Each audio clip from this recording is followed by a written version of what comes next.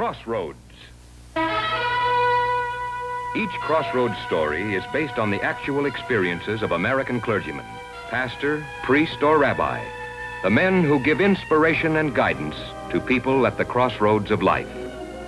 These dramatic stories are presented with the cooperation of our Board of Advisors, Captain Maurice M. Witherspoon, Father George B. Ford, and Dr. William F. Rosenblum.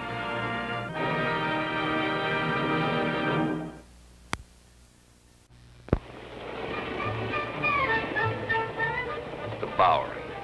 It's hard to realize it's on the same island with Park and Fifth Avenues. Sometimes I wonder where they all come from. Beaten, poor, the homeless. Many lost souls have looked upon this plaque. Seems only yesterday I was celebrating the end of my first year here as pastor. Happy birthday, dear Mission. Happy birthday. George! George Bolton, where are you? Buck, where's Reverend Bolton? He's upstairs checking on the men in the dormitory. Wouldn't let me help him for fear I'd dirty my suit. I'm leaving today. Heading south. You want me to go get him? No, I'll get him. You know, it's not going to seem the same without you around here, Buck. Casey's not here either? No, he's out delivering the food basket. How do you like it? Oh, well, he finally found somebody his Christmas suited fit.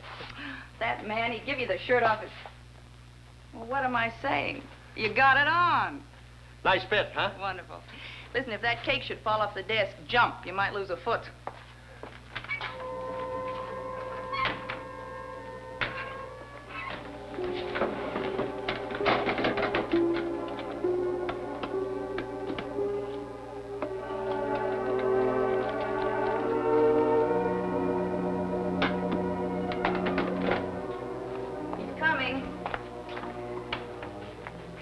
Buck, you gonna stay on the straight and narrow from now on? Mrs. Bolton, you're looking at a reformed character.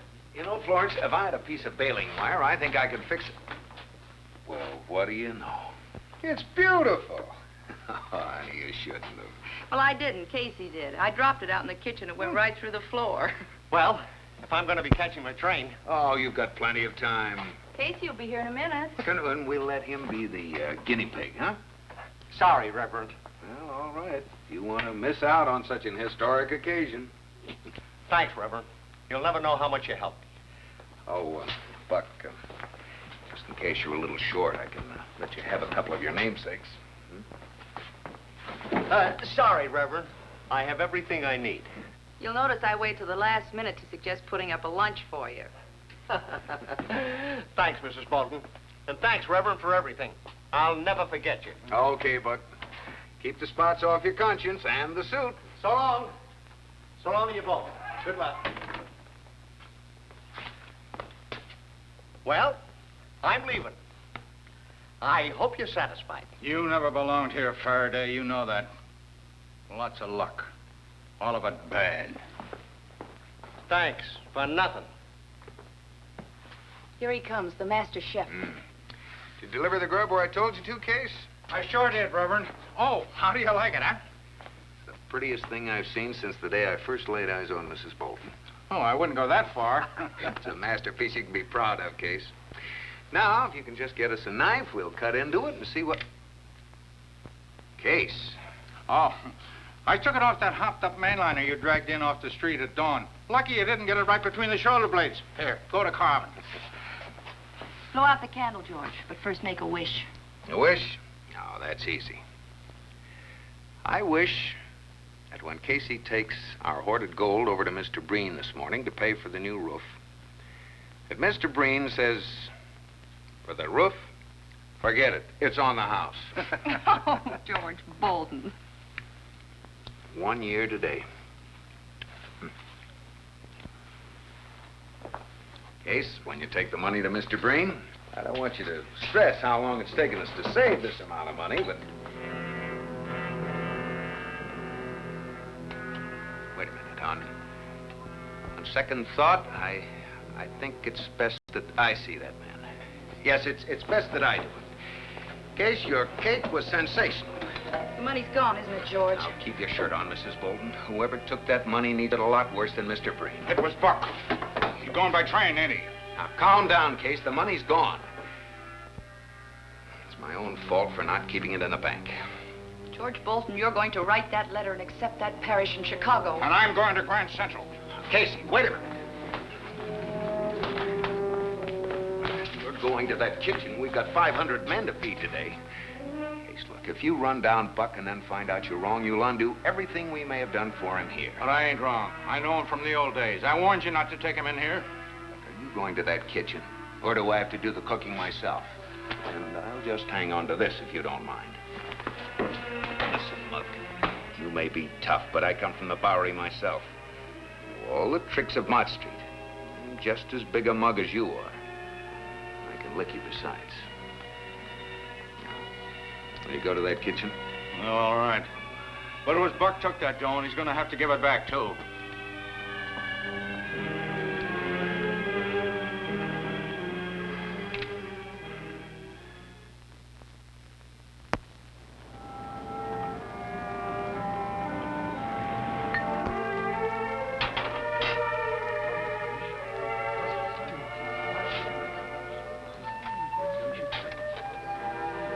I wish you'd tell me the truth, Mrs. Bolton.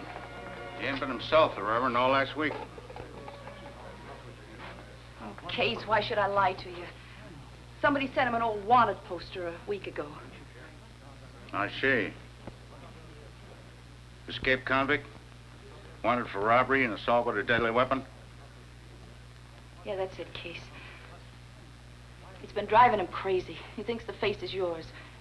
Is it mine? Is it my face? You couldn't prove it by me. There's a resemblance, but this man's name is... Terrence Malloy. Oh, Case, it is you. That Buck. Trust him to think up a nifty like this. Wanted to send me in here real good, didn't he? Why would he do such an awful thing? Don't forget it, Mrs. Bolton. I guess the world ain't big enough for a man to hide forever. But somehow I feel that Where's the Reverend now? he's in his office. Casey, what are you going to do? Case? Hey, lady, ain't we got no dessert? No, it's true. I used a shiv on a guy in a post office heist a long while ago. I escaped from Sing Sing with 3 others. 2 of them were caught. Me and another guy still owe 12 years to the state of New York. 12 years. The thing that kills my soul, Case, is that only you can make the decision. I know what to do. I gotta get back to Sing Sing and pay him the time I owe him.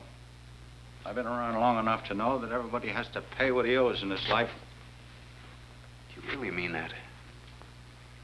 Well, just by walking out that door, you might go the rest of your life undetected. Sure, I mean it. Case, you revived my faith in man's immortal soul. Well, now, don't get me wrong. I've heard you say that I'm one sinner that's repented. Well, I haven't repented about anything. Casey. Well, I gotta tell you the truth. You've been good to me. But I haven't bought what you've been selling. All this sweetness and life stuff, it only goes so far with me. Take you letting Buck walk out of here with your money. Should have carved my initials in him a long time ago. Well, the road ain't so long, but what I'll still get a chance to pay that debt back. It's been a good lesson to me, Case. Looks like I'm going to have to redouble my efforts for the Lord. Every day you're going to be remembered in my prayers. I'm not going to give up on you. You've got something the Lord wants and needs. You think he could use a good fry cook in heaven? Mark my words, Case. There'll come a day when the Lord will send you a message. He'll say, "This is the day, Terrence Malloy. From this day on, you're in my kitchen. Keep that apron clean." That'll be the day. It will indeed.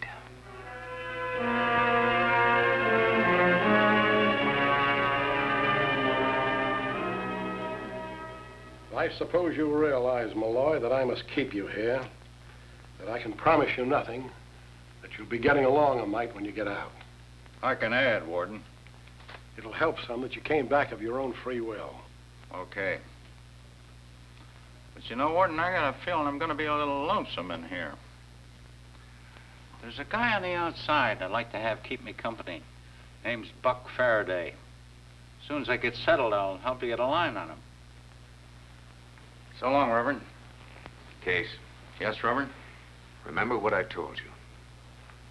There'll come a day. Okay. I'll be tuned in on his wavelength.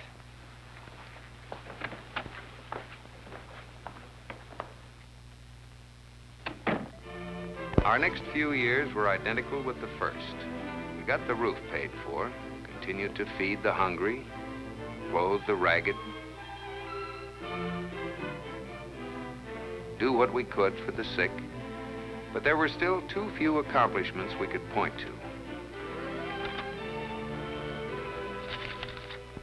Mrs. Benedict Bristow regrets to advise that during the coming year, her contribution to the mission must be considerably curtailed. Florence, listen to this from Sing Sing. A parole has been granted good old Case, and the warden wants me up there today when they break the news to Case. Oh, wonderful. Hooray and hallelujah. Where's my top coat? What top coat? Well, my top coat, I hung it here last night. Well, let me see. If I was your top coat, where would I be? Hey, come on, honey. I haven't got time to play games. I've got to get up to Sing Sing. I think I'd be in that sweet little hock shop on beautiful Broome Street, right alongside a brand new pair of shoes, borrowed last night from that dear wife of that handsome Reverend Bolton. Do you know him, the man at the Bowery mission? Oh, well, who needs a top coat on such a lovely day?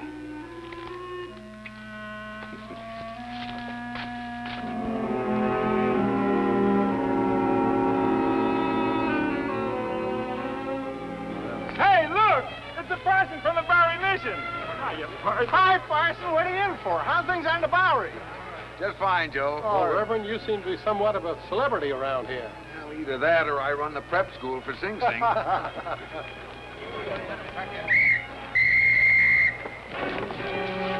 It's Buck Faraday. Who? Buck Faraday. Can you speak? Who did this to you? There's the man that did it.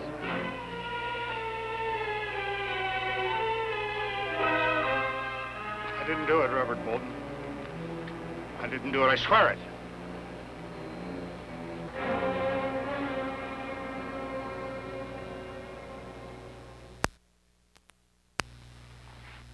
He's dead. But there are 2 or 3 other guys in that group had a reason to knock him off. It all happened so quick, I couldn't tell you which one of them done it, but I didn't. And that's the truth.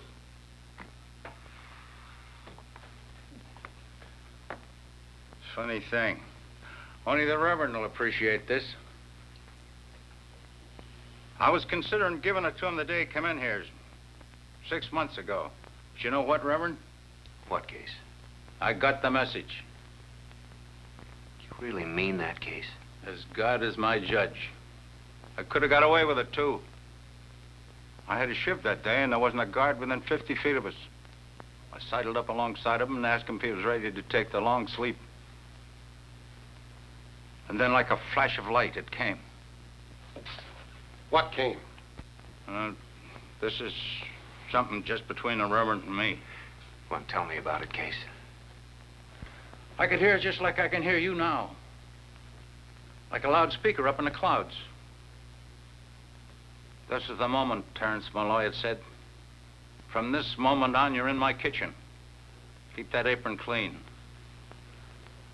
You know, Reverend, just like you said. Of course I know. Well, that was that. I haven't had a knife in my hand from that day to this, and I haven't had one today. You want to know something, Case? I believe every word you said. That was the day. It was indeed. Name those you suspect. No dice. Go on, Case. Do what he says. It don't make no difference. I got the right wavelength now. And don't worry, Reverend. I won't lose this station. Well, Malloy, you've established a record. The shortest parole in Sing Sing's history. Take him away. Give my regards to Mrs. Bolton, Reverend. Ask her to write. I will, Case.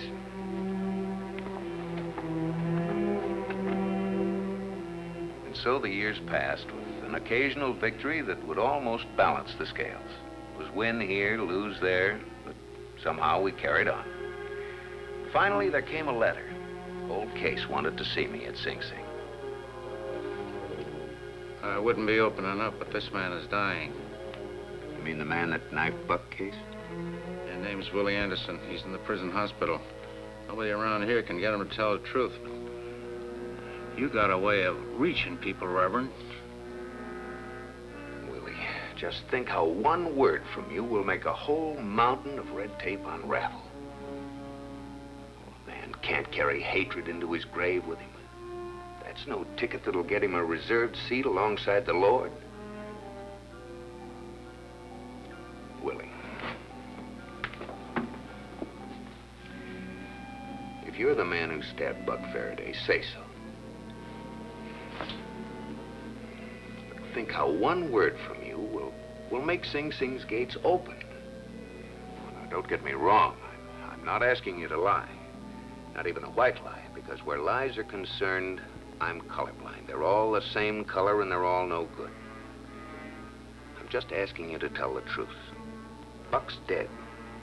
Now, if you're the man that stabbed him, then he's the man you hated. So why take it out on my friend Case? You want to know something, Parson? Of course, Willie. That's why I'm here. I didn't like Buck. I don't like Malloy, and I don't like you. What have I ever done to you, Willie? Nothing. But I don't like you so-called men of God. And don't tell me there's a God. You're nothing but a bunch of phonies, all of you. If my mouth wasn't so dry, do you know what I'd do? You go right ahead and do it, Willie, if it'll make you feel any better. I can't.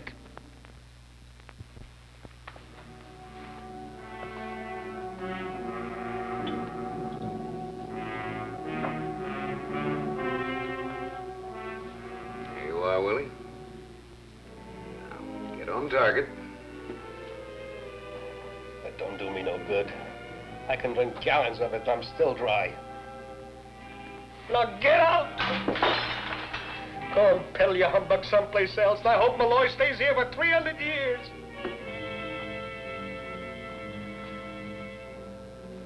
Dear God, forgive this man the misery in his soul.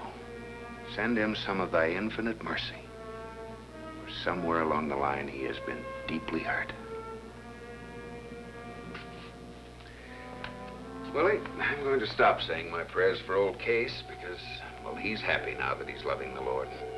From now on, I'm going to concentrate on you. You wait and see. My prayers will be answered. With or without a ticket, God is going to give you a reserved seat right alongside him, just so that you may learn about mercy. Goodbye, Willie. God bless you.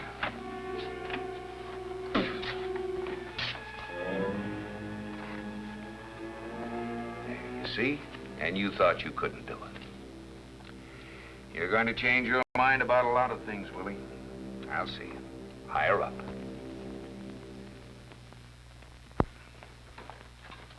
We're well aware, Reverend Bolton, that here a man may shave and bathe and shelter from the winter's cold, but have you really touched the heart of the Bowery? Well, Mrs. Bristow, if the way to the heart is through the stomach, we're now serving 1,600 free meals a day. Food for the stomach. But have you any proof that you're reaching their souls? Well, I'm quite sure this property can be put to better use. A modern housing project, for instance. Mrs. Bristow, a housing project on this property would have to reach the sky to shelter as many of the hungry and homeless as we have. Florence, please. Don't shush me, George. I don't take such a dim view of our successes as you do. I say that even at its present height, this building does reach the sky. Men have left here better for the thoughts that you've given them. Hundreds and hundreds of them. Perhaps you're right. I sometimes wonder. Pardon the intrusion, Reverend. Be pleased. This is a very important business meeting. I know. But word has leaked out that yours is behind the 8 ball. That you're ready to throw in the towel and what you need is dough. Now, we ain't had much time to work, but we ain't done bad. Well, that's very kind of you, Gimpy, but how could anyone possibly know that we're in trouble? A grapevine, Reverend, a grapevine. All the way down from old Case and Sing Sing. He gives out the orders. Good old Case. Hey.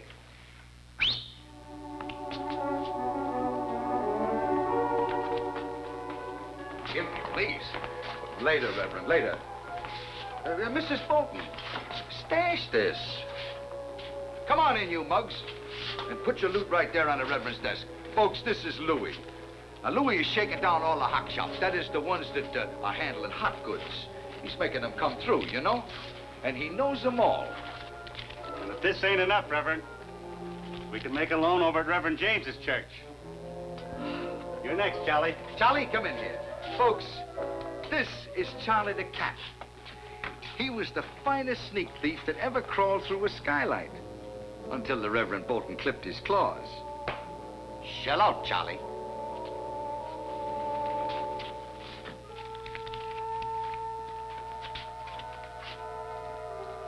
For shame!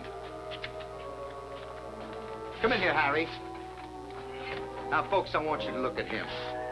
This was the biggest dope pusher in the Bowery. His arms used to be just like pincushions, weren't they, Harry, up until he met the Reverend? You ain't just a kidding, Kim. But they ain't anymore. Not since Reverend Bolton came down here. Take a powder, Harry. After you shell out. Oh, yeah.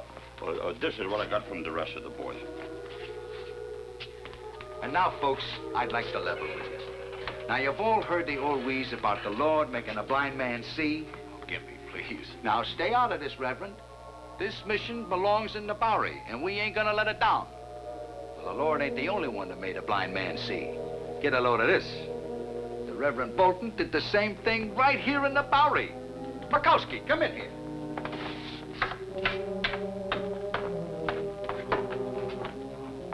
This, folks, was his old racket. Now show him what happened after you met the Reverend.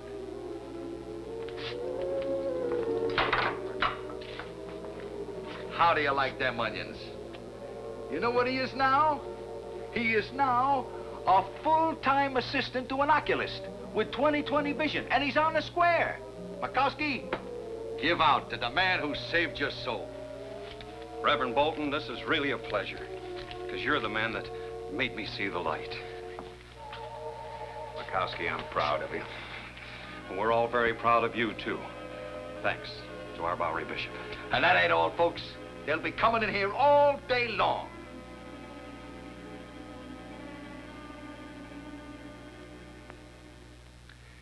Yes, it's a world of its own, the Bowery, with a curious mixture of people. I doubt if Governor Peter Stuyvesant would have recognized it as his old Manhattan farm. But the same God is worshipped here as elsewhere on the island. And occasionally, wonderful things are apt to happen. For instance, take the night Mrs. Bolton and I celebrated our 15th year here.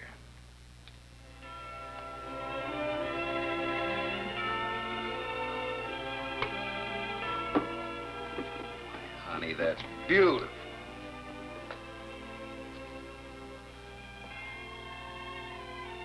Casey? Case! Good old Case! Welcome home. I made it, Reverend Bolton. That's something I never doubted. I knew you'd do it. No, you did it. Me? Yeah, you did it. You got through to Willie. He told the truth before he died. I got through to Willie. Can you imagine, Reverend Bolton? God picking out a couple of mugs like us to do his work?